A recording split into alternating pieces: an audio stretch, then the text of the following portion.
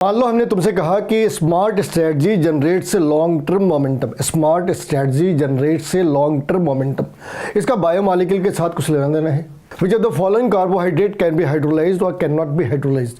तो ये स्ट्रेटजी वहां पे हेल्प करती है। Smart strategy means sucrose, S for sucrose, S for smart. G means generate, generate means glycogen, L means lactogen, M means maltose. तो ये ऐसे 5 हैं जो हाइड्रोलाइज हो सकते हैं, जो बच गए वो हाइड्रोलाइज नहीं हो सकते। तो फिर हाइड्रोलाइज कौन से नहीं हो सकते? तो 3 हैं, ग्लूकोज, फ्रक्टोज और मैनोज। ग्लूकोज, फ्रक्टोज और मैनोज। हम कह सकते हैं FM इज गुड। लेकिन इनमें एक बड़ी इंटरेस्टिंग सी चीज़ है, जो हाइड्रोलाइज हो सकते हैं वो सारे के सारे ग्लूकोज जनरेट करते हैं। हाँ, कोई दोनों मॉलिक्यूल ग्लूकोज जनरेट कर सकता, कोई सिर्फ एक ही मॉलिक्यूल ग्लूकोज जनरेट कर सकते हैं। फॉर एग्जाम्पल, सिर्फ लैक्टोज और सुक्रोज को छोड़ दे तो बाकी सबके अंदर ग्लूकोज जनरेट होता है। इन दोनों के अंदर ग्लूकोज के साथ भी चीज़ें जनरेट होती है। फॉर एग्जाम्पल, अगर हमने सुक्रोज की बात करी तो ग्लूकोज और फ्रक्टोज जनरेट होते हैं। सुक्रोज की बात करी तो ग्लूकोज और फ्रक्टोज जनरेट होते हैं। वहीं अगर लैक्टोज की बात करी तो ग्लूकोज और ग्लैक्टोज जनरेट होते हैं। अब एक सवाल आ सकता है, ग्लूकोज और ग्लैक्टोज में क्या डिफरेंस है? तो बोर्ड पे पीछे स्ट्रक्चर दे रखी है और स्ट्रक्चर में तुम्हें दिखेगा कि कार्बन नंबर 4 के ऊपर जो OH और H है इनकी डायरेक्शन अपोजिट है। तो ग्लूकोज और ग्लैक्टोज के अंदर सारी चीज़ें एक जैसी है, सब कुछ एक जैसा है, फॉर्मूले से लेकर स्ट्रक्चर तक सब कुछ एक जैसा है एक्सेप्ट HC4।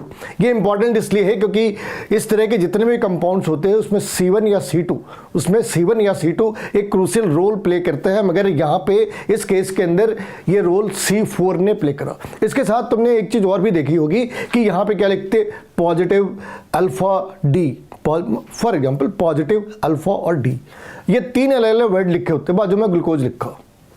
तो जनरेट कैसे करेंगे? तो जो कैपिटल D या L है वो एक रिलेटिव कॉन्फ़िगरेशन को इंडिकेट कर रहा है, यानी suppose we are talking about the glucose, in this case the fifth carbon is having OH to the right hand side position. If the L has been taken, it means in the fifth carbon, if the L glucose has been taken, it means the fifth carbon is having OH to the left hand side position. So this one is the relative configuration. D and L, capital D and L is the relative configuration. अब यहाँ पे एक positive और negative भी है। Positive और negative indicate कर रहे हैं ऑप्टिकल एक्टिविटी को, डेक्स्ट्रो एंड लिवो। मगर यहाँ पे सबसे कॉम्प्लिकेटेड जो पार्ट है वो है अल्फा और बीटा। अल्फा और बीटा वाली केस के अंदर क्या है, जब हम साइक्लिक कंपाउंड बना रहे हैं, ये ओपन स्ट्रक्चर के ऊपर बिल्कुल भी वैलिड नहीं है, ये वैलिड है साइक्लिक कंपाउंड के अंदर। और यहाँ पे मेजर कंसर्न है C1 anomeric carbon, C1 and C5।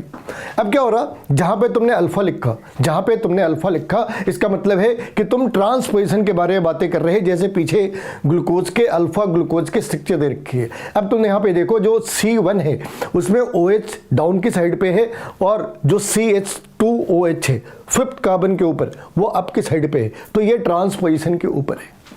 लेकिन अगर हम बीटा के फॉर्म के अंदर देखें, बीटा ग्लूकोज के अंदर देखें, तो यहाँ पे तुम्हें दिखेगा कि जो C1 है उसमें OH अप की साइड पे है और जो CH2OH है फिफ्थ कार्बन के ऊपर वो भी अप साइड पे है, यानी कि ये सिस फॉर्म में होती है।